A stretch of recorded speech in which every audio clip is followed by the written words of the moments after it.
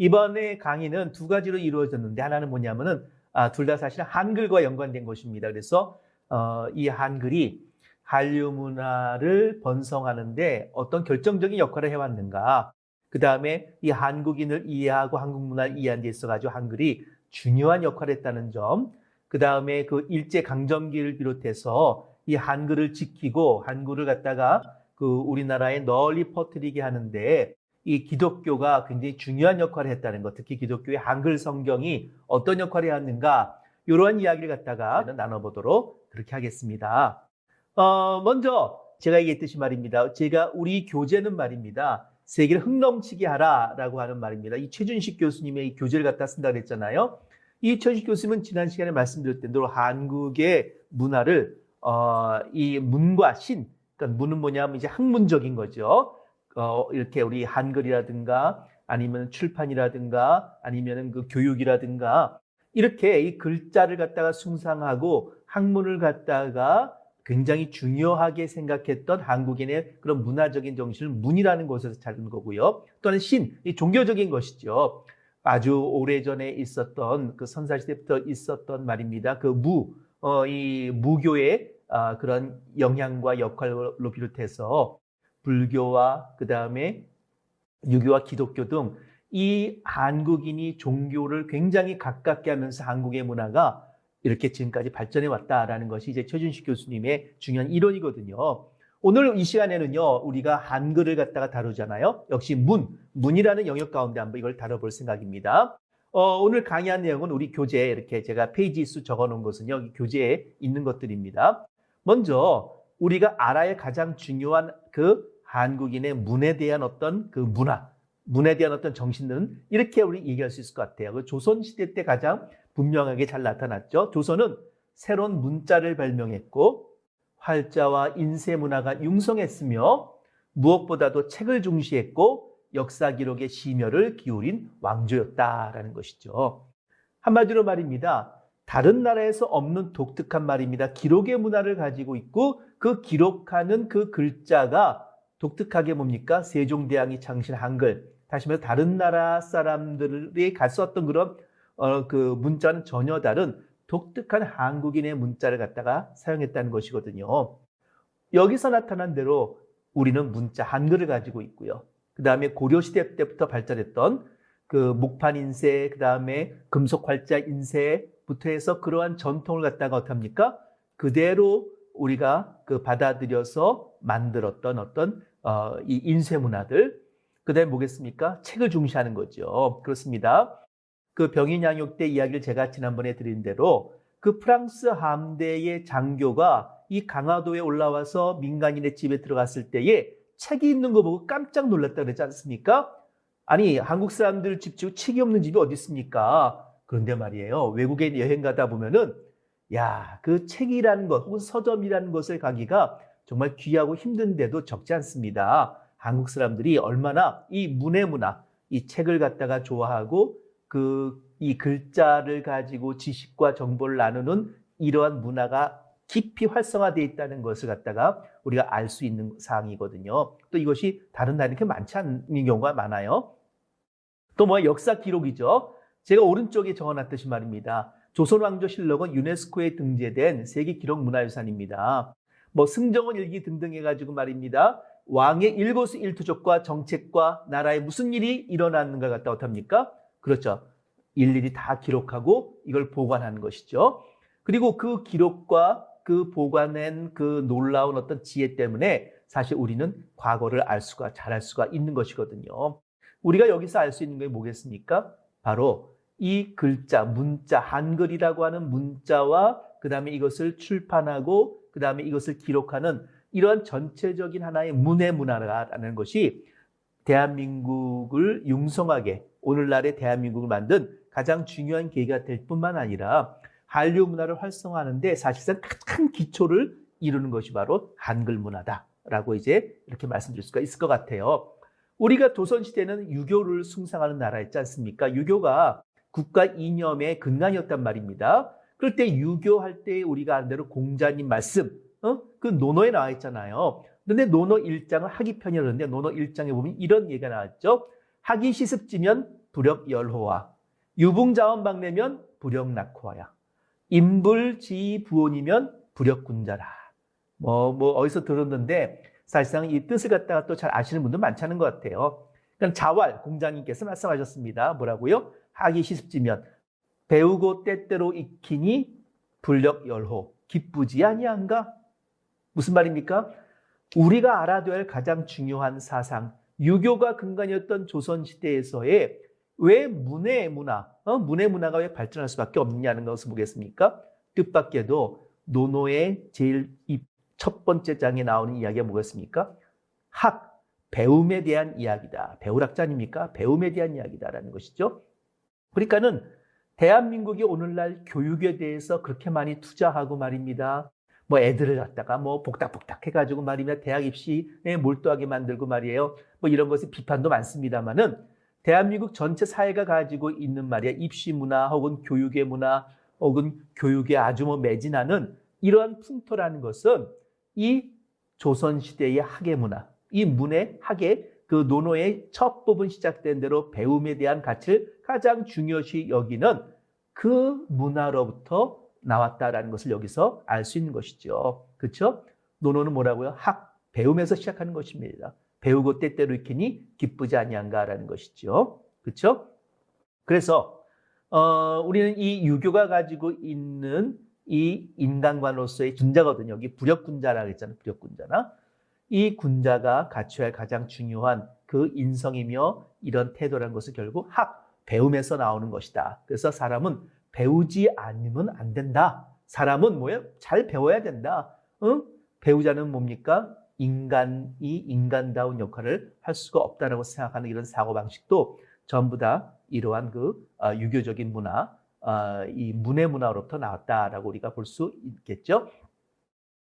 뜻밖에도 이러한 한글을 갖다가 이런 문의 문화를 갖다가 활성화시키는 데 굉장히 중요한 역할을 하는데 이 한글을 갖다가 세계적으로 한류 문화의 가장 핵심이자 그 다음에 한류 문화의 뭡니까? 가장 중요한 어떤 그 컨텐츠로서 역할을 하게 만드는 계기 뭐겠습니까? BTS죠. 그렇죠?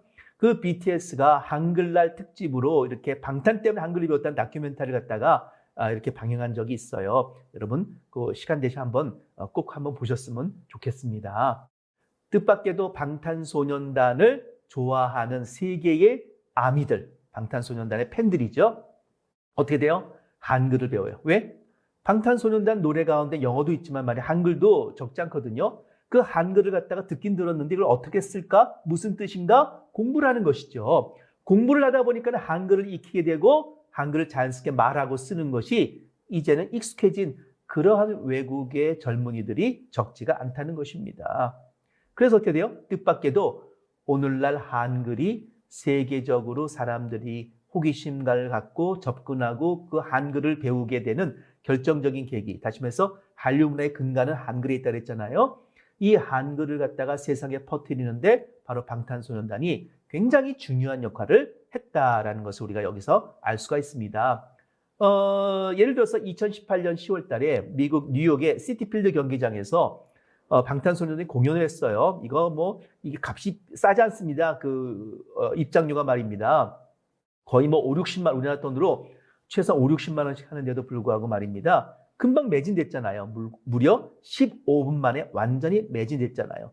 이런 일은요, 빌리 조엘 같은 아주 서양의 유명한 가수, 엘튼 존은 그야말로 썩 경이죠. 영국의 대표적인 가수조차도 하지 못했던 그런 기록적인 어떤 그 공연이었거든요. 그런데 전 세계에서 이 뉴욕의 시티필드 이 공연장으로, 경기장으로 말입니다. 이 아미들이 막 몰려오는 겁니다. 지하철 타고 이제 오고 막 이러는데 뜻밖에도 그 지하철 그 매츠 윌렛 이 역에 말입니다. 거기에 이렇게 한글로 써 있다는 거 아닙니까? BTS 콘서트에 가십니까? 시티필드에 도착하면 매트필드 역으로 가보십시오. 이렇게 써 있다는 것이죠. 그렇죠? 이것은 무슨 말을 하는 것일까라고 했을 때 우리가 이 안에서 알아둬야 할 사실은 아미들끼리는 한글이라는 것이 일반화되어 있구나. 한글로 써서 안내를 해도 말입니다. 충분히 알아듣고 있구나라는 것을 우리가 여기서 이제 알 수가 있는 것입니다. 그러니까는 이 BTS가 한글 문화를 확산시키는데 얼마나 중요한 역할을 했는가를 갖다가 우리는 여기서 알 수 있는 것이죠. 그렇죠? 그래서 이 영국의 BBC도 말입니다. K-팝이 한국 교육 붐을 일으켰다라고 말입니다. 이런 보도를 갖다가 내기도 했죠. 자, 확산됐습니다. 세상 사람들이 이제 한글이 괜찮은 글이네. 한글을 좀 배워두면 좋지 않을까? 등등 이런 생각을 조금씩 가지고 있는데 그건 부족해요. 한글을 제2 외국어로 정식으로 교과서를 통해서 가르치는 공교육에 들어가는 것이 아주 중요하거든요.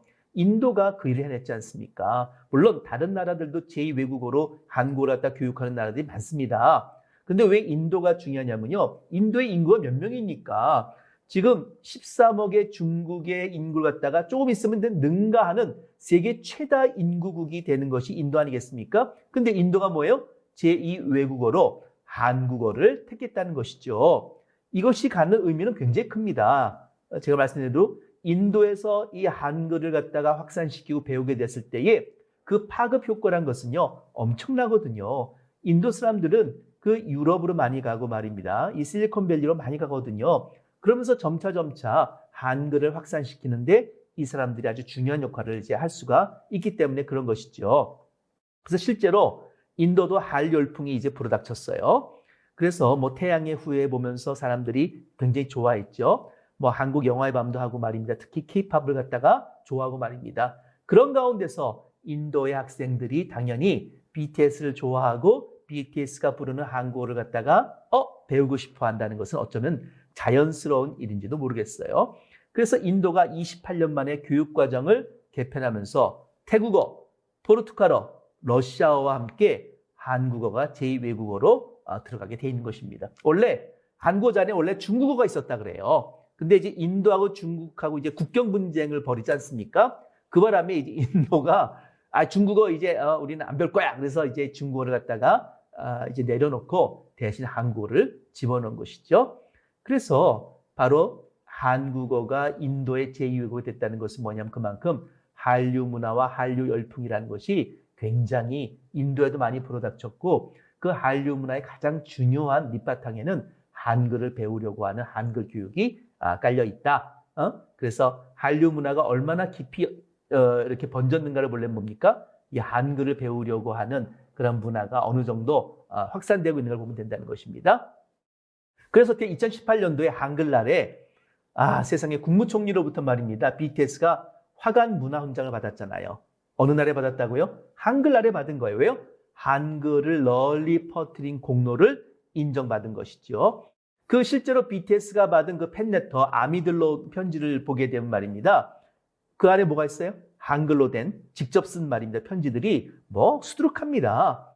그러니까 이 아미들이 한글로 편지를 쓰기 위해서는요, 한글 공부를 얼마나 많이 했겠어요. 단순히 우리가 영어도 잘 몰라도 영어 흉내 따라 부를 수는 있지 않습니까? 근데 한글을 그냥 한국어 가사를 그냥 따라 부르는 것이 아니라 그것이 무슨 뜻이고 어떻게 쓸지를 갖다가 체계적으로 하나하나씩 배워가지고 개인적인 소감을 담아서 팬레터를 갖다가 쓰기 시작한 것이죠. 그래서 이제 방탄소년단이 이렇게 한글날에 저는 이렇게 국가적인 훈장을 탄 것은요, 저는요, 충분히 그럴 만한 자격이 있다라고 봅니다. 그러니까 BTS가 한 유명한 하나의 그냥 한국의 젊은 그룹 이렇게만 생각해서는 안 된다는 거예요. 지금 세계가 굉장히 깊이 서로 연결되어 있는 그런 구조 가운데서 BTS가 사실은 한국과 그다음에 한국의 문화를 갖다가 세계 속의 그런 문화로서 바꾼 데는 결정적인 역할을 했거든요. 그래서 BTS가 얼마나 유명한지는 알 수 있죠. 물론 BTS는 제가 따로 좀 다룰 생각으로 있습니다. 그래서 잠깐만 그냥 언급을 하려는 겁니다. BTS라는 것이 한류 문화에 어떤 역할을 했는가? 그 다음에 이들이 우리가 보는 것이 아니라 외국 사람들이 보기에 어떠한 존재인가? 사실상 우리는 뭡니까? 7명의 잘생기고 춤 잘 추고 노래 잘하는 훌륭한 청년일세 요 정도로 보고 있지만 말입니다. 외국 사람들이 보기엔 뭡니까? 이것은 비틀즈에 못지않은 거라는 건 사실 아셔야 됩니다. 사실 어떻게 보면 비틀즈보다도 더 훌륭한 그러한 그 그룹일 수가 있습니다. 예를 들어서 BTS의 그 두 번째 영어곡이죠. 버터가 말입니다. 빌보드 싱글 차트 6주 연속 1위 올랐잖아요. 아시아에서 물론 이런 일이 처음입니다. 그러나 외국 연예인으로서 가수로서도 말입니다. 이런 것은요 흔하지 않는 것입니다. 아주 드문 일입니다. 그래서 6주 연속으로 영상을 지킨 것은 버터를 포함해서 지금까지 역사상 10곡이 되지 않거든요. 그러니까는 얼마나 대단한지를 갖다가 이 속에서 우리는 발견할 수가 있게 되는 것이죠. 그러니까 어떻게 돼요? BTS 팬의 아미들이 한글, BTS가 부르는 한국어 가사를 갖다가 배우고 싶지 않겠습니까? 정말 궁금하잖아요. 응? 그러면서 자연스럽게 한국어가 확산되기 시작한 것입니다. 그래서 어떻습니까? BTS의 소속사죠. 그렇죠? 하이브. BTS의 소속사에서 가만히 있겠습니까? 아, BTS의 팬들은 한국어를 배우고 싶어해. 그리고 한국 노래를 부르고 싶어해. BTS가 부르는 한국 가사로 된 노래를 부르고 싶어해. 그래서 어떻게 자연스럽게 BTS가 부르는 노래를 가지고 한국어 교재를 만들었어요. 마치 뭡니까? 우리가 팝송 영어 배우듯이 말입니다. 팝송을 가지고 우리가 영어를 배웠듯이 똑같이 뭡니까? 한국어 가사가 든 BTS의 노래를 가지고 외국의 아미들이나 혹은 팬들이 말입니다.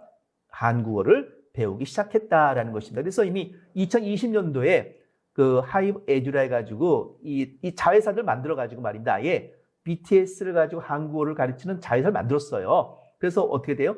한국 교재를 발간해가지고 굉장히 주목받았던 적도 있다라는 것이죠. 자, 여기까지 뭐겠습니까? 그렇죠. 이거는 민간적인 활동인 거예요. 그냥 유행일로 끝날 수도 있어요.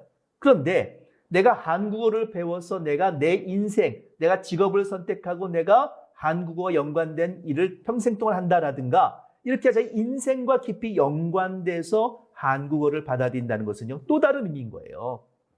아주 중요하죠. 이때는요. 그걸 우리가 알 수 있는 뭐가 필요해요? 한국어 자격시험을 갖다 보는 것이죠. 그러니까 그냥 한국어를 배우는 것하고 내가 자격시험을 치겠다는 것하고는요. 이 근본적인 접근이 다른 것입니다. 취미로 배우는 것하고 내가 어떻게 생업으로서 한국어를 갖다 사용해야겠다라고 결심해서 한국어를 배우는 사람들하고는요. 근본의 자세가 다르죠. 그렇죠? 여기 보시게 되면은 바로 이제 한국어가 개인의 취미, 응? 개인의 뭡니까 이런 그 팬클럽 하나의 문화 속에서 배우는 건 다르게 나의 생업과 나의 직업과 나의 인생을 바라보면서 한국어를 배우고 싶은 사람들이 이렇게 많다는 것입니다. 그것은 뭘 알 수 있어요? 한국어 능력시험, 토픽이라고 부르는 한국어 능력시험 응시서술을 보면 되죠. 1997년도에 처음으로 이 토픽이 시작됐습니다. 2,692명이 봤어요. 근데 이제 그 코로나 기간 동안은 좀 주춤했죠. 그렇죠? 쭉 계속 증가하다가 코로나 기간 2020년도에 21만 8,869명. 오히려 2018년보다 거의 뭡니까? 거의 10만 명 이상이 줄었어요. 코로나 때문에. 근데 2021년도 코로나에서 점차 이제 위드 코로나로 바뀌고 점차 회복이 되자 어떻게 돼요? 다시 증가했죠. 33만 16명이 2021년도에 토픽을 본 것입니다. 토픽 시행 국가도 말입니다. 처음에는 그저 한국과 가까운 뭐 한국, 일본, 우즈베키, 카자흐스탄 이 정도 4개국에 불과했는데 2020년에는 84개국이고요. 심지어는 쿠바는 우리하고 수교한 나라도 아니에요. 근데 뭐예요? 쿠바에서도 한국어 능력 시험을 본답니다. 그러니까는 한국어가 외국의 사람들에게 얼마나 인기인가를 보여주는 것이죠. 전혀 없었던 한국어 열풍이 그래서 우리는 불어닥쳤다라고 말씀드릴 수 있는 것도 바로 여기에 있는 것입니다. 여기서 우리가 또 알 수 있는 게 뭐예요? 당연히 한국어 능력 시험을 보려면은 학원이나 교재나 이런 걸 가르치는 말입니다. 기관이 필요하겠잖아요. 그렇잖아요. 그래서 한국어를 가르치는 교사를 필요하기 때문에 외국으로서 한국어 교육과정이라는 그런 프로그램, 그런 전공들이 대학에 생겨났고 그걸 가르치는 뭐겠습니까? 전문 교육기관들도 우리나라에 굉장히 많습니다. 그래서 이제는 한국어 열풍을 갖다가 이제는 하나의 직업화하고 또 이것을 보다 더 체계화하고 조직화하는 그런 일들이 지금은 많이 일어나고 있음을 우리가 여기서 알 수가 있게 되는 것이죠. 자, 이왕 토픽 나왔으니까 한번 같이 한번 문제 풀어볼까요? 한국인들은 쉽게 풀 수 있어요. 그러나 외국 사람들은 쉽지 않습니다. 마치 뭐와 똑같으냐면은 우리가 옛날에 토플 보느냐고 얼마나 돈과 시간을 많이 투자했어요. 저도 마찬가지예요. 대학 내내 뭐예요? 토플책 앉아서 풀고 말입니다. 유학 가는 사람이나 풀면 되는데 말입니다. 너나 풀었잖아요. 토플만 그렇습니까? 토익. 우리가 회사에 취직하려면 토익 점수를 내야 되잖아요. 그러니까 어떡합니까? 또 앉아가지고 또 토익도 공부하는 거예요. 거기에 우리가 얼마나 많은 시간, 그 다음에 돈을 투자했습니까? 보세요. 입시 영어학원, 각종 영어학원이 시내 가면 말입니다. 아주 그냥 뭐 첩첩이 그냥 쌓여있잖아요. 학원들이요. 그런데 이제는 거꾸로 된 거죠. 이제 뭐예요? 한국어를 배우기 위해 그런 한국어 교재를 사고 한국어를 공부하는 사람들이 생겨나기 시작한 것입니다. 야, 이거 재밌습니다. 자, 그런 의미에서 한번 우리가 고생하지 않고도 풀 수 있는 한국어 시험 문제 한번 풀어보겠습니다. 자, 여러분 풀어보세요. 다음 문제를 읽고 두 사람이 어떤 관계인지 알아맞혀 보세요. 여자. 나 잡아봐라. 남자. 거기 안 서? 자, 이 두 관계를 한번 봅시다. 정답은 뭘까요? 가나다라 찾아보십시오. 가. 도둑과 경찰. 나. 빚쟁이와 채권자. 다. 만난 지 한 달 된 연인. 라. 버스기사와 손님.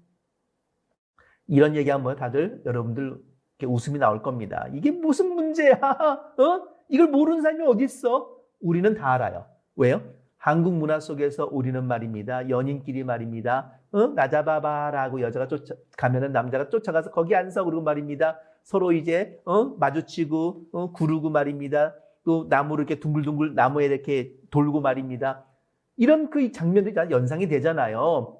그야말로 누구든지 익숙한 그런 어떤 연인의 그런 뭐 데이트하는 장면 이럴 것이 있다는 거예요. 그러나 그런 문화적인 어떤 그 이해가 없는 외국인들의 경우는 어떻게 돼요? 나 잡아라 거기가 이게 무슨 관계일까? 굉장히 어렵죠. 이런 것이 이제 인터넷에 떠돌아다니는 이제 우스갯소리입니다. 물론 이런 문제가 나온 건 아닙니다. 그러나 여기서 우리는 뭐겠어요? 야, 이제 한류 문화를 통해서 한글이란 것이 얼마나 세상에 널리 퍼졌고 이것을 갖다 궁금해하고 배우고 싶은 사람이 많이 있는 그런 세상이 왔다는 것에 대해서 새롭게 이 한글을 바라보게끔 됐다라는 것이죠. 당연히 대학에서도 이 한국어 전공이 늘어나갑니다. 여기 프랑스의 대학별 학비 한국어 전공 지원자형이에요. 지원자입니다. 지원자. 예를 들어 엑스마르세유 대학 같은 거 보면요, 한국어 학과의 학생이 75명이에요. 75명을 뽑는데 2021년도에 무려 1,875명이 지원했네요. 이게 몇 대 1입니까? 거의 말이면 한 3, 4대 1쯤 되는 것 같네요. 보르도 대학은요, 40명이 입학 정원인데 1,117명. 와, 이거 뭡니까? 거의 29대 1, 거의 30대 1 가까이 지원했습니다. 리옹 3대학은 75명이 입학 정원인데 1,183명. 대단하죠? 파리 대학 봅시다. 파리 대학. 파리 대학은 136명이 입학 정원인데 2021년도에 학생 지원자 수가 무려 2,388명입니다. 야, 이 정도면 뭐예요? 와, 이건 역대급 아닙니까? 정말 우리나라에서도 보기 드문 경쟁률이잖아요. 무슨 말이에요? 지금 프랑스, 그리고 문화의 나라인 프랑스에서 한국어를 배우고 싶고 또 뭡니까? 한국의 문화를 배우고 싶은 그러한 전공자들이 이렇게 많이 지원한다라는 것입니다. 지금 뭐겠어요? 이런 일이 대한민국 역사에 처음 있는 일이죠. 그래서 우리가 이 강의를 통해서 자긍심도 얻고 또 우리의 문화를 갖다 더 발전시켜야 되는 어떤 사명감도 이 안에서 우리가 얻었으면 좋겠다는 바람이죠. 그래서 이제 한글 교육이 때맞춰 우리가 중요한 시대가 왔다. 시성, 바로 시기적절한 시대가 온 것입니다. 또 왜냐하면 한국 치료 외국인도 많아졌어요. 한국 안에 이 다문화 사회가 벌어진 거예요. 국제화 사회가 한국 안에 벌어진 것이죠. 그 사람들 한국말을 필요로 하는 그런 사람들이라는 것입니다. 그러면서 자연스럽게 한글 교육은 외적으로 국내에서도 해야 되고 밖에서도 필요로 하는 그런 어떤 시기의 필요성을 갖다가 우리가 느끼는 시대가 도래했다 하는 것입니다. 자, 그러면 인류 최고 문자 한글이 어떠한 글자인가라고 우리가 알아야겠죠? 왜요? 한글이 도대체 왜 좋은 글이에요? 한글은요, 다른 문자와 뭐가 달라요? 라고 했을 때 딱 이야기할 수 있는 우리 한번 준비를 한번 해보자는 것입니다. 우리 이제 교재에 나와 있는 부분이라 합니다. 먼저 한글은 인류 역사에서 유일하게 생일을 가지고 있는 문자다. 1443년 우리가 반포됐잖아요. 그렇습니다. 다시 말해서 영어 생일 우리가 몰라요. 일본어 생일 모릅니다. 수천 년간 내려오면서 쓰면서 누군가가 이렇게 동의하게 되면서 함께 하다 보니까 그냥 그것이 문자가 된 것이죠. 쓴 것이지 누가 만든지 모릅니다. 한글은 오로지 세종대왕의 단독 창작물이고 지편자 학자들은 한글 창제 이후에나 세종의 작업에 동참한다. 우린 자꾸 오해하는 게 뭐라는 거예요? 최준식 교수도 썼지만은 집현전학자하고 세종대왕의 공동 작업으로 이루어졌다라는데 그게 아니라는 것입니다. 아닙니다. 독창적인 혼자 작업한 것입니다. 그래서 세종대왕이 얼마나 뛰어난 사람인가 갖다가 좀 우리가 먼저 이해할 필요가 있어요. 옛날 왕이 막 게으르고 막 그런 거 같지 아닙니다. 세종대왕은 말이에요. 그야말로 눈병이 날 만큼 책을 엄청나게 많이 본 사람입니다. 잠을 쭉하면서 본 사람입니다. 대신 이제 체력이 필요하니까 고기를 많이 먹었던 것 같아요. 그래서 아버지 이성계도 말입니다. 세종대왕만큼은 고기를 잘 먹여라. 상중에도 고기를 좀 먹여라. 이렇게 말할 정도로 말이에요. 그렇게 체력 관리가 필요할 만큼 학문적인 열의가 깊었던 사람이었다라는 것입니다. 훈민정 해례본이 바로 이제 이 한글이 왜 만들어지고 왜 훌륭한 것이고 어떻게 만들어졌는가 갖다가 쓰는 법을 갖다가 해설을 갖다가 자세히 달아놓고 있죠. 이것은 3년 뒤 1446년에 반포됐어요. 해례본은요. 유네스코 이제 기록유산에 등재되어 있죠. 그러면은 한글이 특징이 뭐냐? 가장 과학적인 문자다라는 것의 특징이 있어요. 한글은 소리를 바탕으로 그 소리와 글자의 상관관계까지 생각해서 만들었거든요. 영어는 그렇잖아요. 영어는 뭡니까? 글자와 소리가 직접적인 관계가 없어요. 예를 들어서 제가 앞으로 말씀드리겠습니다만 말입니다. city 할 때 뭐예요? city 할 때 CITY지만 말입니다. 실상 미국 사람들이 발음하는 거 보면 city, city. city 하면 뭐예요? 우리는 C하고 리를 써야 되잖아요. 그렇잖아요. 근데 그게 아니라 뭐예요? TY를 쓰잖아요. 그렇죠? 근데 말하는 것하고 글자하고 다르다는 거예요. 본래의 그 토리를 가지고 있는 글자하고 다르다는 것이죠. 한글은 기본 글자, 기본 자음 5글자가 있어요. 기역, 니은, 미음, 시옷, 이응이죠. 오늘 발성기관의 모양을 따서 만들었다는 것입니다. 우리가 옛날에 말입니다. 무슨 세종대왕이 이걸 글자 어떻게 만들었냐, 한글 자모음 어떻게 만들었냐 해서 화장실에서 말이죠. 응가하다가 말이에요. 창호지 문틀에 있는 모양 보고 만들었다. 이건 다 가짜입니다. 가짜. 이런 얘기를 자꾸 하시면 안 됩니다. 이런 얘기는요. 다시 말해서 세종대왕은 엄청난 연구자입니다. 연구자가 하는 것이지 갑자기 생각이 딱 떠올라가지고서는 순간에 만들었다 이런 게 아닙니다. 오랜 연구를 시간을 들여서 만든 것입니다. 그래서 이러한 기본 자음을 약간 변형시켜서 다른 자음을 만들기 때문에 배우기 아주 쉬워요. 결국은 그겁니다. 기역, 니은, 미음, 시옷, 이응 안에서 다 파생된 것이다라는 것이죠. 그래서 실제로 대학교 이상의 학력을 가진 외국인들의 경우 1시간이면 간단히 한글을 쓸 수가 있어요. 이건 제가 직접적으로 경험해 본 적이 있어요. 제가 이제 그 외국에서 온 교수님을 갖다가 이제 마중나러 김해공항에 나갔어요. 나오셨어요. 반갑게 인사하는데 이분이 뜻밖에도 간판, 부산에 오신 것을 환영합니다. 그러면서 뭐예요? 한글 간판이 있는 거예요. 깜짝 놀랐잖아요. 아니, 한국말 할 줄 아냐 했더니 할 줄 모른대. 근데 어떻게 한글을 읽냐 이렇게 물어보니까는 비행기 타고 미국에서 오는 동안에 한글 교본 있죠. 영어의 한글 교본을 갖다가 이렇게 읽고 오신 거예요. 그러니까는 미국에서 한국에 오는 그 비행기 시간 짬짬이고 읽은 그 실력 가지고서도 공항에 있는 그 간판을 갖다가 한글을 읽을 수 있었다는 것이죠. 물론 그 뜻을 정확히 하는 것은 아닙니다만은 읽는 데는 문제가 없을 만큼 아주 쉬운 글이 한글이었다라는 것입니다. 그 실제로 우리가 아는 대로 말입니다. 조선시대 때도 오전 웬만한 사람 말이야 반나절만 익히면은 쓸 수 있다라고 하는 말이 사실 맞는 말입니다. 여기 보세요. 우리 교재에 이렇게 나와 있어요. 영어는 뭡니까? 북 하면 어떻게 돼요? B-U-K 이렇게 순서대로 쓰잖아요. 알파벳에서 순서대로 쓴단 말입니다. 근데 우리는 뭡니까? 순서를 쓰는 것이 아니라 비읍, 우, 기읍 이렇게 쓴 것이 아니라 결합이죠. 완전하게 하나로 이제 통합해서 하나의 글자를 만드는 거 아니겠습니까?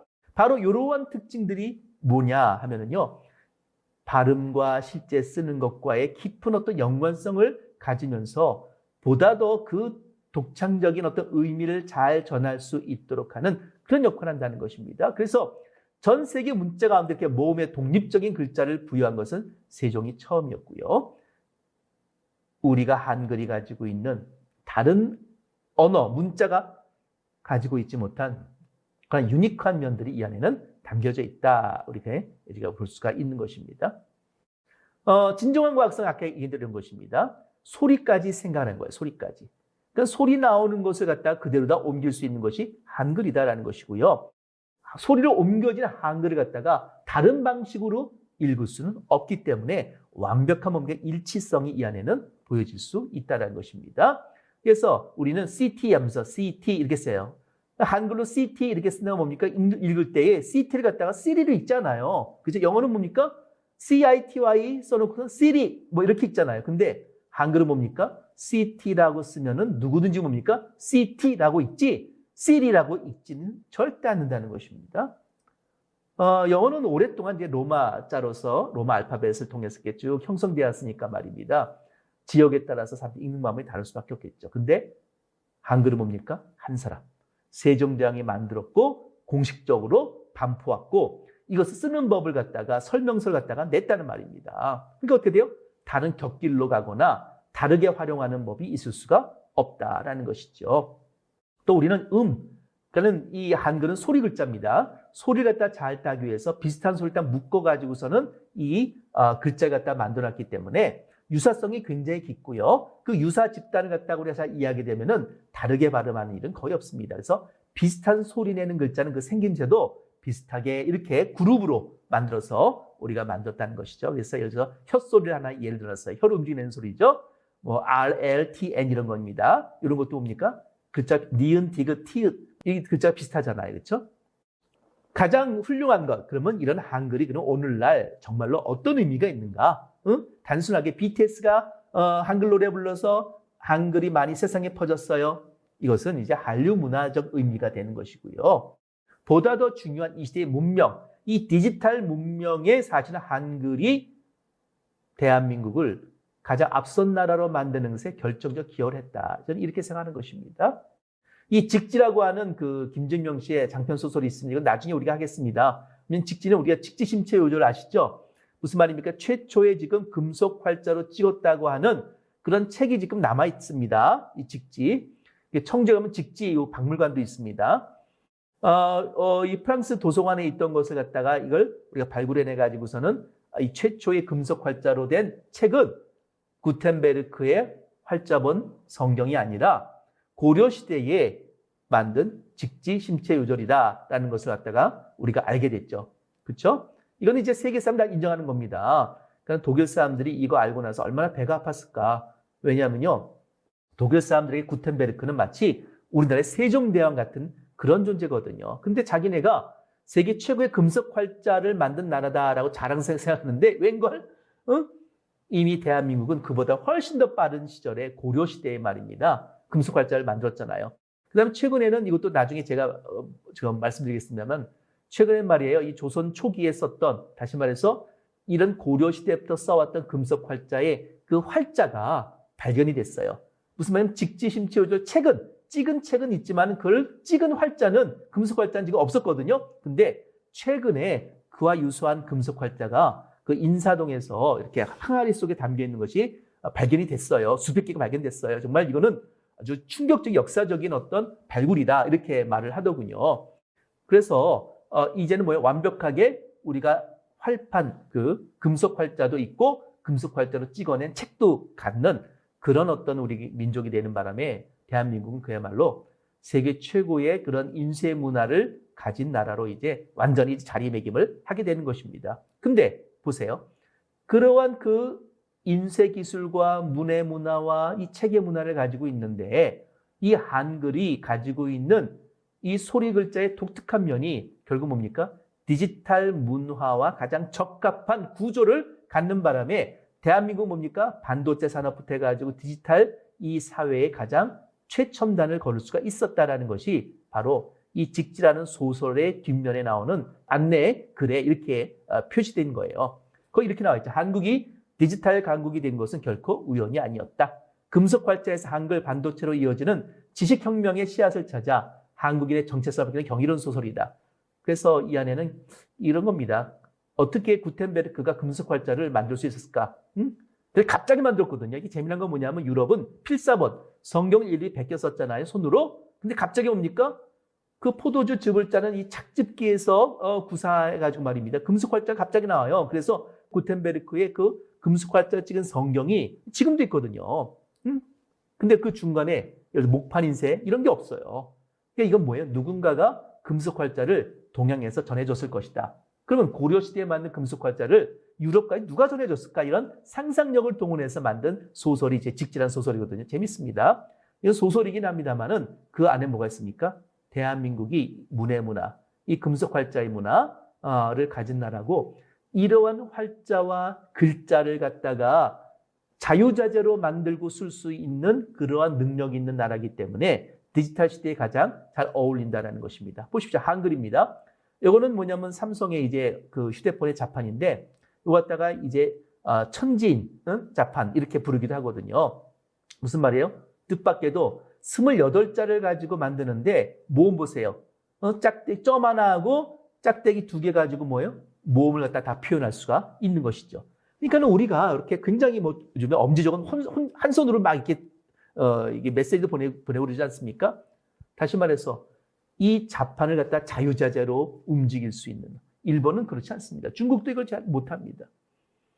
이런 나라의 글자, 대한민국의 글자라는 것이 바로 이런 디지털 혁명에 가장 적합한 그런 활자가 됐다라는 것이죠. 그 한글 번역 성경과 한글 시킨 기독교란 제목으로 세종대왕이 만든 이 놀라운 그 문자인 그 한글을 갖다가 이 오늘날 대한민국이 발전하는데 한류 문화를 통해서 BTS의 아미들이 배우고 싶어하는 그런 한글로 정착되기까지 중요한 고비의 순간, 특히 일제강점기를 어떻게 넘겼는가라는 이야기를 말씀드리려고 해요. 다시 말해서 처음부터 이렇게 한글이 나왔지만 갑자기 막 번진 건 아니었거든요.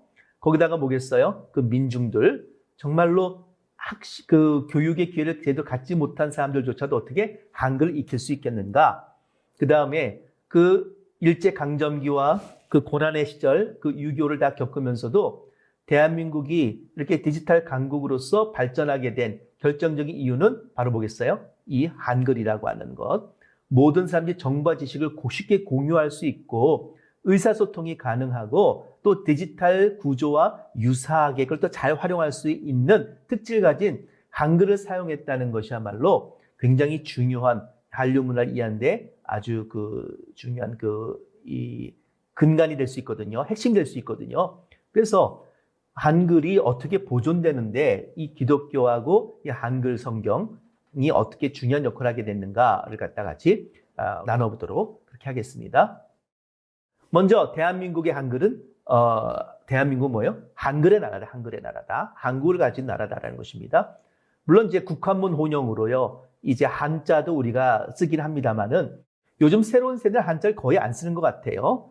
그러다 보니까 이제 때로는 그 한자로 썼을 때에 그 한글의 뜻과 좀 다른 거나 혹은 이중적으로 뜻이 있는 경우는 좀 이제 오해를 사는 경우도 있지요. 그렇지만 뭡니까? 한글만 가지고서도 사실은 우리가 소통하는 데는 별 어려움이 없는 것이죠. 현존한 문자 가운데 가장 완전한 글자는 한글이다. 이런 말을 합니다. 그래서 물론 이제 우리끼리 얘기긴 합니다만은 앞으로 100년 후에 정말 세계화가 더 진척이 돼가지고선 말입니다. 그럴 때 아마 세상의 언어는, 세상의 글자는 5가지밖에 안 남을 것이다. 라는 말도 있습니다. 우리가 잘 들은 뭐 영어라든가 중국어라든가 스페인어라든가 그렇죠. 이런 나라 언어는 뭐겠어요? 일단 많이 써요. 많이 씁니다. 그래서 이제 남을 것이다. 라는 거죠. 근데 그 중에 하나 뭐겠어요? 이제 한국어도 하나 남을 것이다. 라는 것입니다. 왜 그래요? 사람들이 많이 써서 남는 것이 아니라 가장 과학적이고 합리적인 그 문자이기 때문에 이건 남을 것이다 라고 이제 말하는 사람들도 있습니다. 뭐 진짜 그런가 안 그런가는 뭐 상관없이 말입니다. 들으면 기분이 좋아지죠. 또 뭐가 있어요? 우리가 지난 시간에 배운 대로 한글은 가장 과학적인 글이다 라는 것을 우리가 분명히 이 안에서도 우리가 좀 인식할 수가 있을 것 같아요. 그렇죠? 자, 우리 설 선생님이 이 한글을 강의할 때도 강조하는 것이 있어요. 거기 제가 써놨습니다. 조선시대 기득권 세력은 백성들이 글을 아는 것을 원치 않았다며 글을 알면 책을 읽게 되고 책을 읽게 되면 이치를 깨닫게 되고 그렇게 되면 자신들을 넘보게 될 것이라 생각했기 때문이다. 그래서 뭡니까? 한자로 된 책만 읽고 한자를 쓰게끔 하지 평민들이나 일반 백성들이 누구나 더 쉽게 읽고 쓸 수 있는 한글을 갖다가 권장하지는 않게 된 것이죠. 저는 이것을 갖다 이해할 수 있어요. 왜냐하면은 저희 학교에 이제 유학생인데 캄보디아에서 온 유학생이 있었어요. 아시겠지만 여러분들 캄보디아란 나라는 이 공산주의 이념이 지배하는 나라일 뿐만 아니라 또 뭐가 있냐면은 이 독재적 성격을 가지고 있지 않습니까? 뭐, 총리도 4명이나 있다 그러는데, 근데 뭐 한 사람이 말이죠. 20년 이상 이렇게 독재하는 그런 나라란 말이에요. 그런데 그 나라에서 유학을 왔는데, 제가 그랬어요. 너 여기서 공부해가지고 박사 과정까지 잘 공부해서 너희 나라에 가서 훌륭한 교육자가 됐으면 좋겠다. 이런 얘기를 갖다 했더니 이 친구가 한다는 말이 눈물을 흘리는 거예요. 그러면서 자기네 나라는 많이 배우는 것을 이 정부가 좋아하지 않는다는 거예요. 무슨 말이냐 했더니 바로 똑같은 얘기를 하는 거예요. 무슨 말입니까? 캄보디아 백성들이, 국민들이 말입니다. 열심히 교육받아가지고 똑똑해지잖아요. 그럼 뭡니까? 이 독재 정부가 잘못하고 있구나. 무엇이 잘못된 것이구나. 이걸 사리 판단을 하게 되고 그에 대해 행동을 취할 수도 있거든요. 그러니까 어떻게 돼요? 역시 독재 권력을 가진 사람들은 국민들이 똑똑해지는 것을 원치 않는구나. 이것이 옛날이나 지금이나 똑같다라는 생각을 하게 되는 것이죠. 그러니까 세종대왕이 한글을 창제했다는 것은 뭐겠습니까? 진짜 애민정신, 백성들을, 국민들을 사랑한다라는 것은 분명히 맞는 얘기입니다. 그래서 여러분들 기억하실 것이 뭐겠어요? 교육의 위대함이죠. 그렇죠? 그 교육의 위대함은 뭡니까? 일단은 글자를, 책을 읽고 글자를 쓰고 읽고 지식의 어떤 뭡니까? 정보화를 갖다 수용하고 활용할 수 있는 어떤 능력으로부터 나오는 것이다라는 것을 우리가 좀 이 안에서도 우리가 알 수 있을 것 같습니다. 자, 한글 정신을 볼까요? 자, 다시 말씀드리면 1443년 세종대왕님이 이걸 갖다가 발명하신 겁니다. 우연하게 발견이나 다른 사람과 합작품이 아닙니다. 그리고 1446년에 해례본을 통해서 반포가 되었습니다. 설명서죠, 해례본은요. 인류가 사용하고 있는 문자 가운데서 유일하게 생일을 갖고 있습니다. 이 말은 특별한 의도를 가지고 제작된 문자로서 한글을 사용하는 개인과 사회 전체에 중요한 영향을 미쳤음을 의미하는 것입니다. 그래서 특별한 의도를 가지고 있는 거예요. 그래서 훈민정음에 따르면 한글을 만든 의도가 뭐겠어요? 우리말과 다른 중국 글자 쓰는 데 오는 불편함을 해소하고자 하는 민족 자유정신, 사대주의 정신이 굉장히 깊었죠. 조선시대 때 말입니다. 그래서 사실은 집현전 학자들 가운데서 한글을 갖다가 세종대왕이 창제하는 것에 대해서 한글 사용에 대해서 반대하는 학자들도 적지 않았거든요. 이 학자들과의 많은 갈등이 있는 것입니다. 원래 뭐든지 말입니다. 이 보수적인 어떤 사고나 혹은 뭡니까?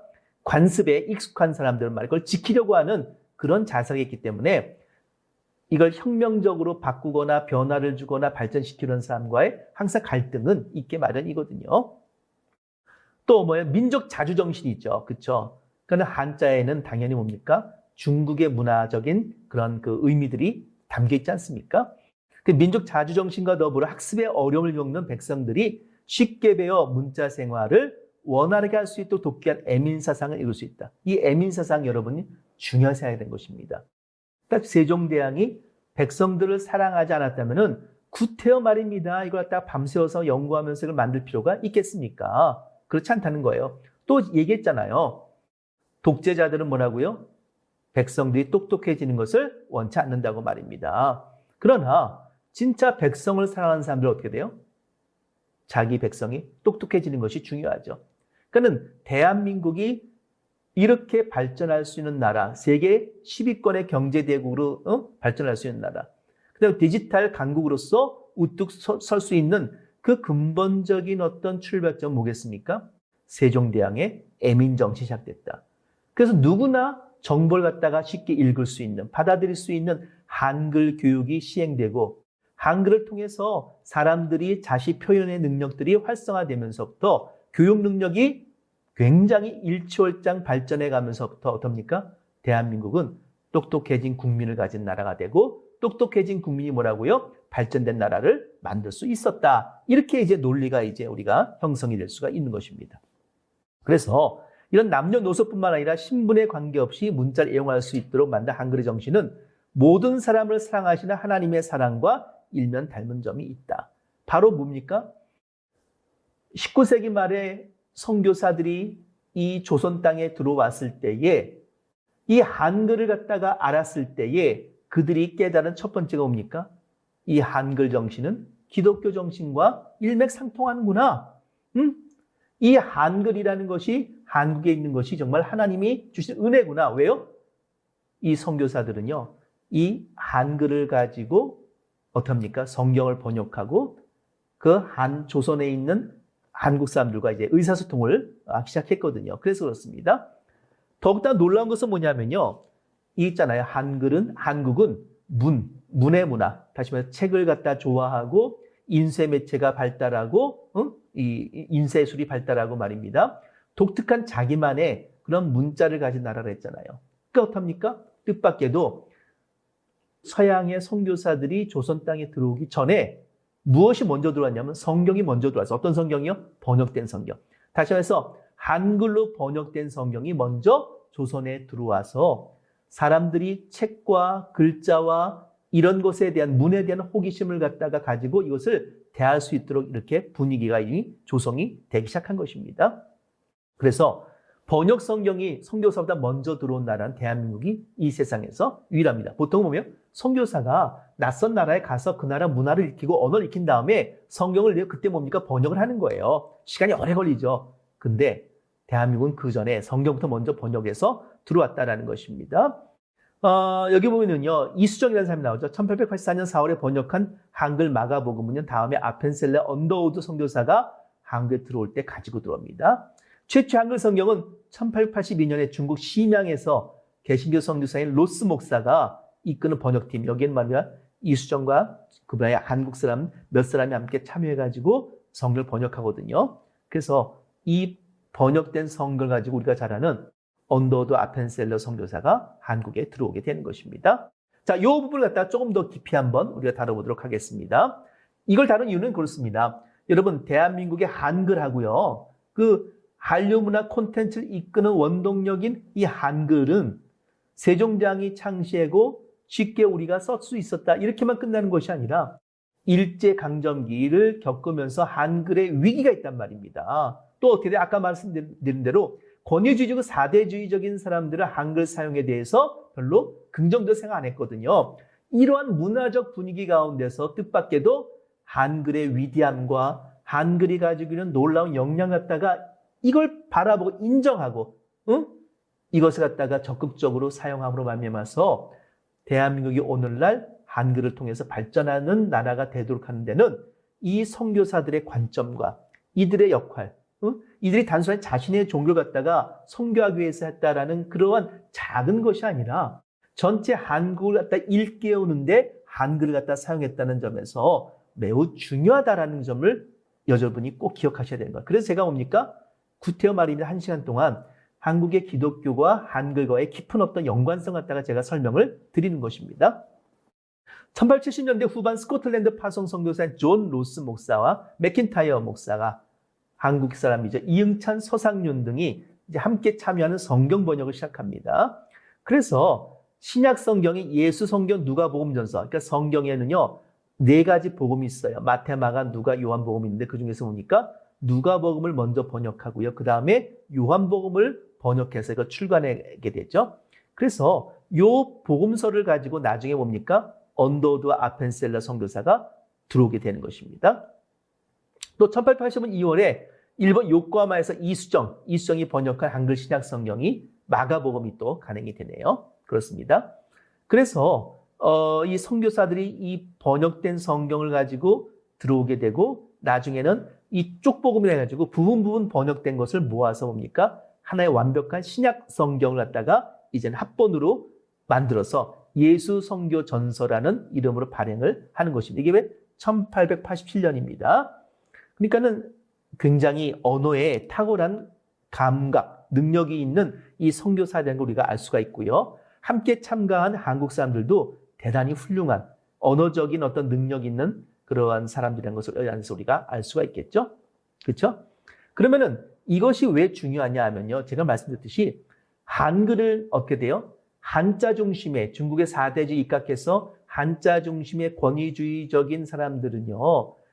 사람들이 한글을 써가지고 쉽게 배울 수 있는 것을 별로 탐탁하게 생각했어요. 나 이렇게 고생하면서 내가 한자 배워서 써야 되는데 한자를 안 쓰고 말이야. 그 쉽게 배워가지고 한글을 쓴다고? 그거는 상놈의 글자지. 상민의 글자지. 그런 식으로 이제 이해를 했었거든요. 그 성경 번역이 뜻밖에도 뭐예요? 이 상놈의 글자들, 상민, 일반 백성들이 쓰는 낮은 계층의 사람들이 쓰는 이 글자로 이걸 번역이 된 거예요. 보십시오. 하나님의 말씀이라고 하는 성경이 그 한글을 통해서 번역됐다는 것은 한글의 위상이 그만큼 높아졌다는 뜻입니다. 아주 중요한 의미가 있죠. 그렇죠? 왜냐하면 우리가 한 대로 중국의 노노맹자부터 대부분의 그 경서들은 어떻게 돼요? 한자로 돼 있잖아요. 그러니까는 중국의 한자가 위대하게 느껴진다는 것은 뭐겠습니까? 그러한 경과서를 갖다가 한자로 번역했기 때문에, 한자로 쓰여졌기 때문에 그런 것이거든요. 근데 서양에서 들어왔지만 말이야, 하나님의 말씀이라고 하는 이 진리라고 하는 성경이 뜻밖에도 한자가 아니라 한글로 번역이 돼가지고 들어왔다는 것은 어떤 의미겠습니까? 한글의 위상이, 한글의 위치가 그만큼 높아졌다는 것을 의미하는 것이거든요. 또 당시에 그 남존여비 사상이죠. 그 무시당했던 여자들도 성경을 읽을 수 있었고요. 교회도 다닐 수가 있었어요.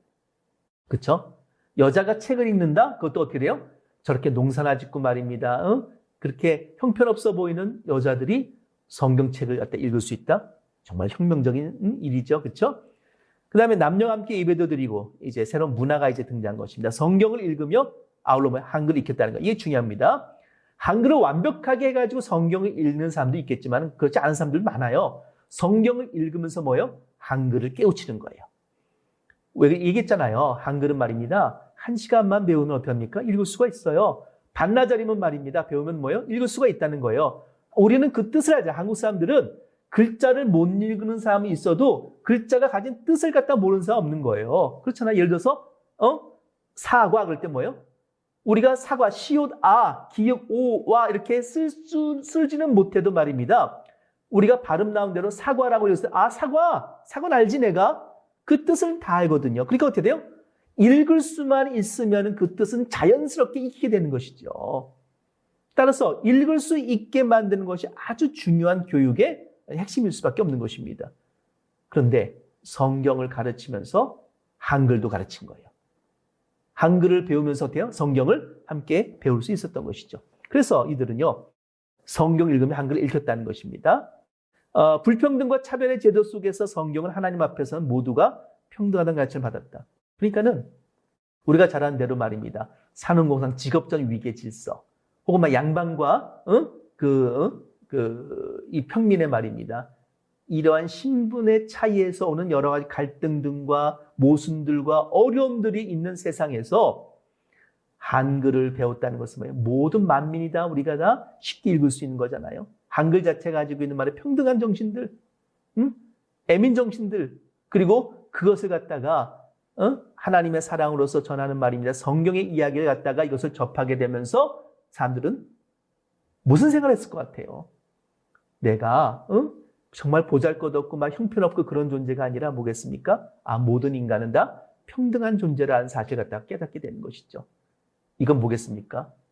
그야말로 대한민국의 역사상 없었던 혁명적인 사고방식이 바로 한글과 성경을 배움으로 인해 가지고 이것이 나타났다라는 것입니다. 그런 점에서 어떻게 돼요?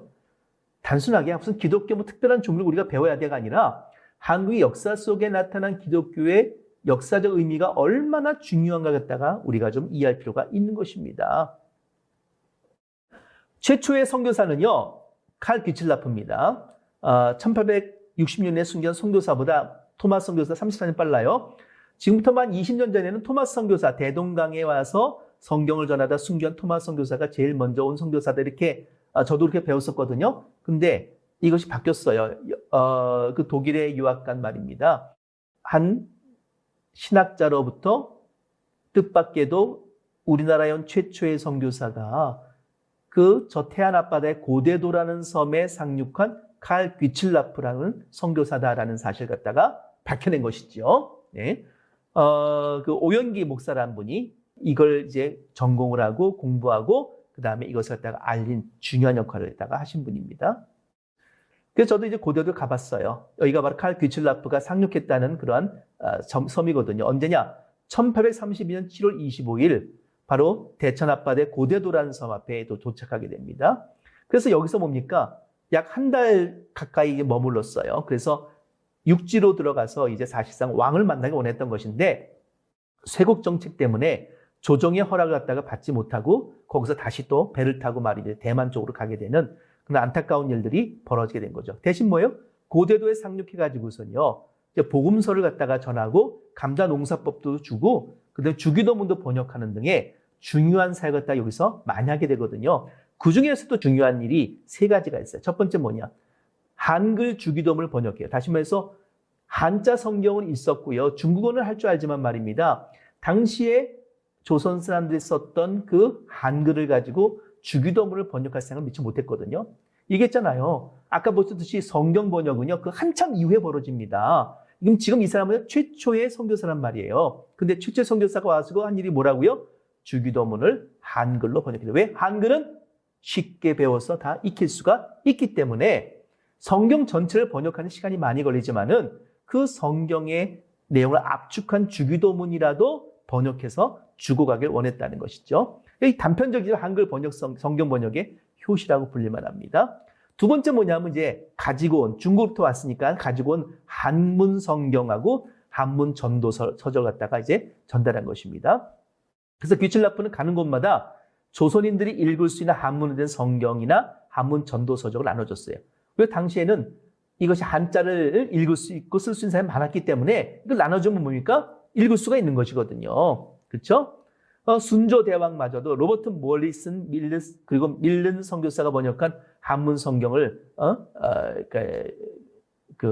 진상받았거든요.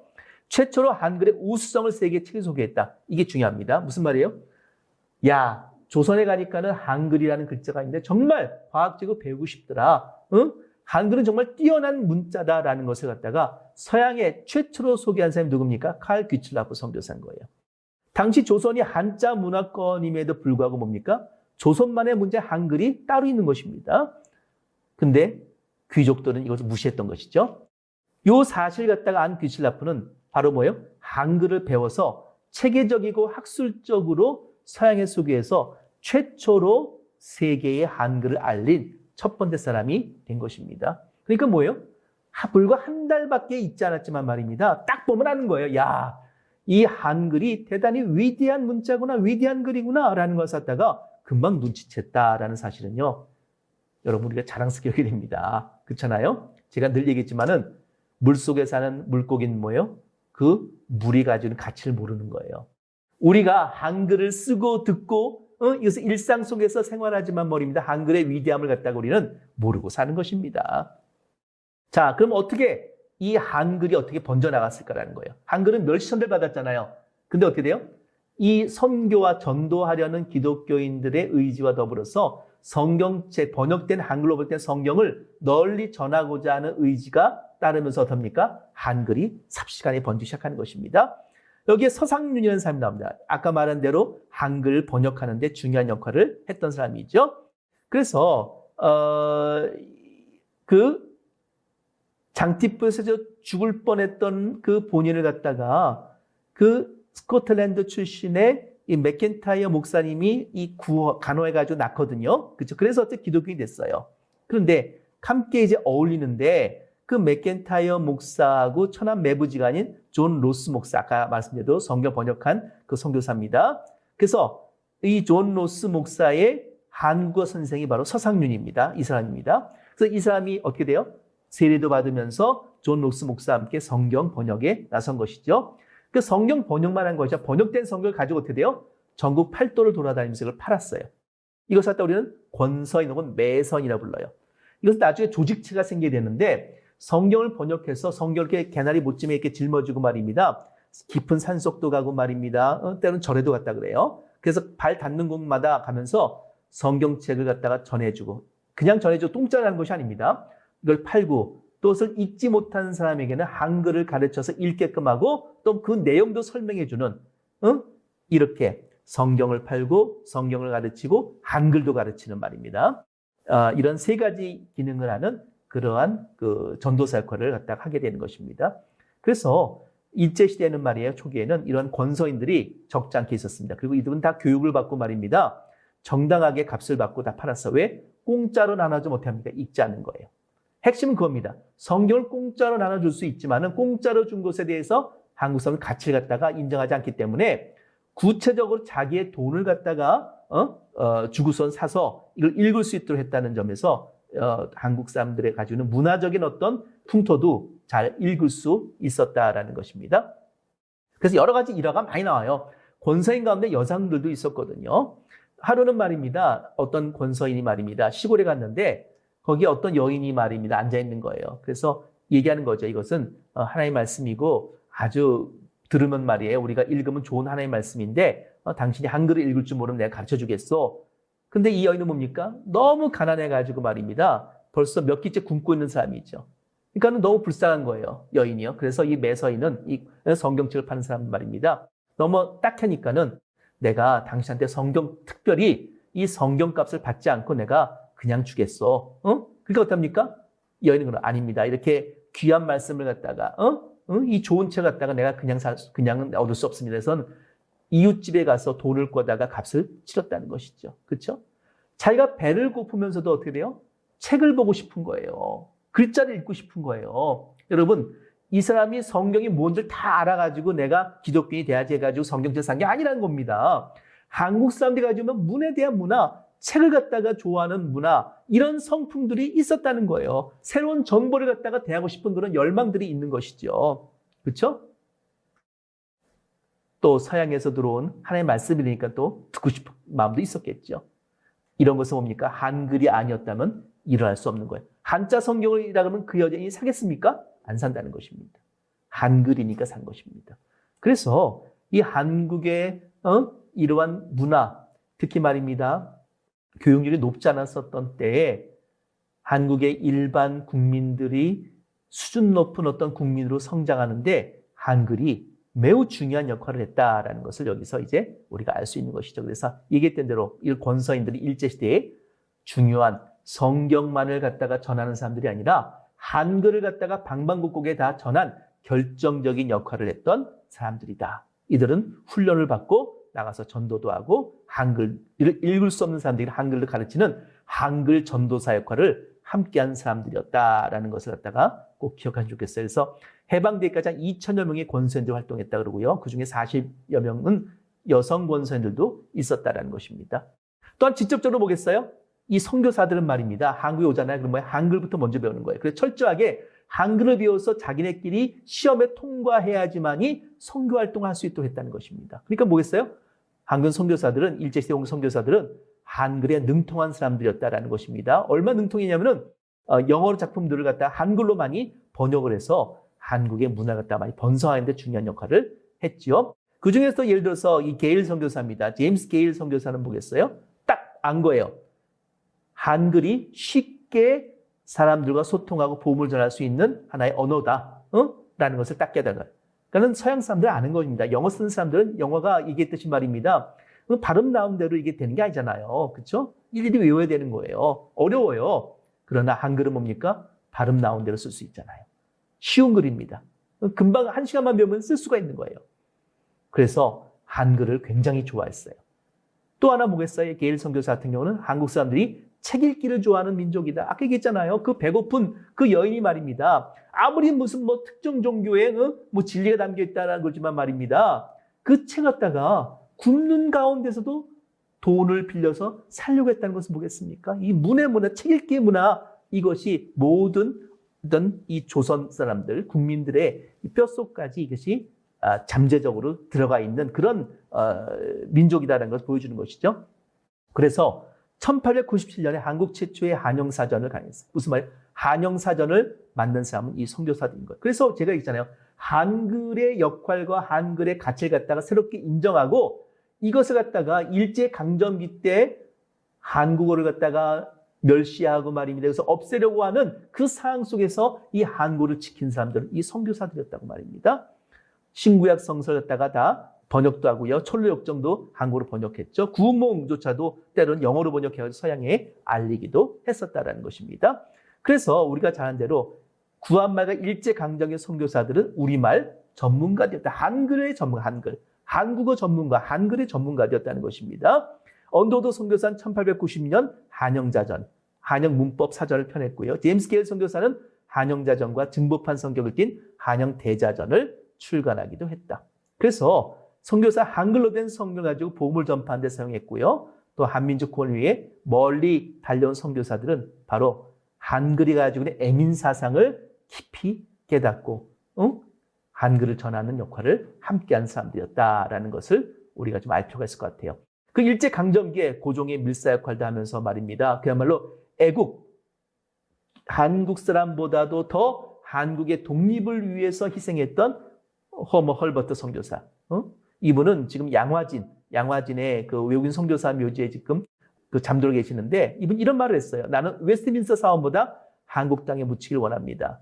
이분은 뭐겠어요? 대한 독립을 위해서 목숨을 걸고 일하신 분이거든요. 근데 이분이 쓴 게 뭐냐면 한글로 된 최초의 교과서예요. 보십시오.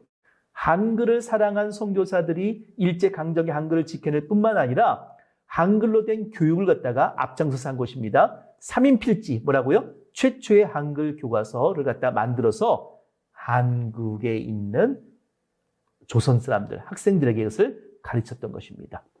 그래서 우리가 결론적으로 보자면은 선교사들이 한국 교육에 끼친 영향이 뭐냐? 첫째, 선교사들은 성경을 한글로 번역한 경험과 인프라를 바탕으로 한국어 어휘들을 대폭 증가시키며 한글을 통한 근대교육을 발전시켰어요. 보십시오. 성경을 한글로 번역했다는 뭐예요? 그 새로운 단어들, 다른 어떤 어휘들이 계속 늘어난 거예요. 성경 두껍지 않습니까? 얼마나 많은 어휘들이 있어요. 이걸 통해서 한글이 굉장히 발전했다는 것을 우리가 알 수 있어요. 특히 헐버트 선교사의 말입니다. 뭡니까? 훈민정음을 부활시키고 한글에 매료된 겁니다. 한글 위기의 선구자 역할을 한 것이죠. 그래서 3인필지라는 최초의 교과서도 만들고 말입니다. 이걸 통해서 뭐예요? 한글은 자연스럽게 깊이 민족의 문화로서 뿌리 있게 펼쳐나갈 수 있었다 하는 것을 우리가 여기서 알 수가 있는 것이고요. 두 번째 뭐예요? 선교사들 한글의 대중화에 영향을 줬다는 것이죠. 그래서 그동안에 권위주의적인 한자 문화권에서 그야말로 소외되었던 이 사람들이 한글을 통해서 중심부로 들어오게 된 것입니다. 폄하되었던 한글의 가치가 새롭게 발견되는 것이죠. 그래서 그 헐버트 선교사님이 쓴 3인필지 서문에 이런 글이 나와요. 또 생각건대 중국 글자로는 모든 사람이 빨리 알며 널리 볼 수가 없고 조선 언문은 본국 글자일 뿐더러 선비와 백성과 남녀가 널리 보고 알기 쉬우니 슬프다. 조선 언문이 중국 글자에 비하여 크게 요긴하건만은 사람들이 요긴한 줄도 알지 아니하고 오히려 업신여기니 어찌 안타깝지 아니하리요. 조선 글자의 한글이 정말 위대한 그 말이 좋은 글인데 이 가치를 알지 못한다는 것에 안타까움을 갖다가 3인필지에 쓴 것입니다. 그래서 어떻게 우리는 이렇게 얘기합니다. 한글 정신은 곧 기독교 정신할 수 있다. 그 UCL의 한국연구소의 옥성득 교수가 이런 말을 했어요. 한국에 내한한 선교사 연구를 통하여 로스 이후 개신교 선교사와 한국인 저자들은 세종의 훈민정음 창제정신 실천한 자들이었다. 훈민정음 창제정신이 뭡니까? 애민정신이죠. 그렇죠? 그렇습니다. 그래서 한글은 계시 복음을 담는 그릇이요 기독교 복음은 한글로 성육신했다. 그래서 한글과 기독교 정신, 한글과 성경은 뗄래야 뗄 수 없는 깊은 관계에 있다라는 것을 우리가 알 필요가 있는 것입니다. 기억하셔야 됩니다. 훈민정음은 뭐예요? 성경적 이해를 가지고 있습니다. 자주정신, 애민정신, 그리고 뭐예요? 창조정신입니다. 그래서 남녀노소 신분관계 없이 누구나 다 애용할 수 있게 만드는 그야말로 평등한 어떤 문화를 만들었고 또 뭐예요? 창조적인, 그걸 통해서 뭐예요? 창조적인 정신을 갖다가 실천할 수 있는 면을 만들었다는 점에서 한글과 훈민정음이라는 것은 굉장히 중요한 의미가 있다라는 것입니다. 한글 사용 인구는요, 세계 12위에 있습니다. 우리가 제라드 다이아몬드, 총균세 쓴 사람이죠. 세계에서 아주 합리적인 문자는 한글이다. 다 이미 이야기를 한 것입니다. 우리만 몰랐던 것이죠. 그렇죠? 그래서 우리가 한류 문화의 가장 근간, 가장 밑바닥에는 그다음에 가장 중요한 어떤 이 틀, 중요한 뭡니까? 이 기둥적인 역할을 하는 것은 한글이다. 그래서 한류 문화는 궁극적으로 한글을 통해서 전하지만 한글을 통해서 또 완성될 수밖에 없다라는 말씀을 여기서 꼭 드리고 싶습니다.